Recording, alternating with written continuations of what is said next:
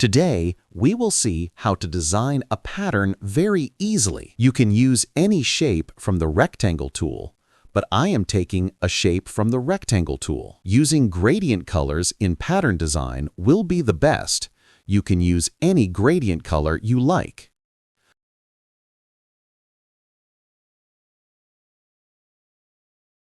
For pattern design, gradient colors work best. Feel free to use any gradient color you like.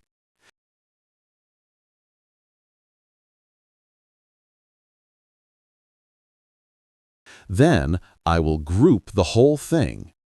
After that, I will go to Object and select Make Pattern. Next, I will click on the Brick by Row option from the grid. Then I will make adjustments as needed.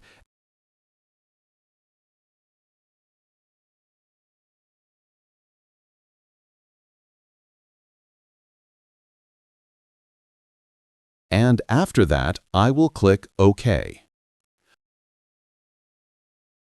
Finally, you can apply this pattern to any shape. Thank you for staying with me. Stay tuned for more such tips and tricks in the future.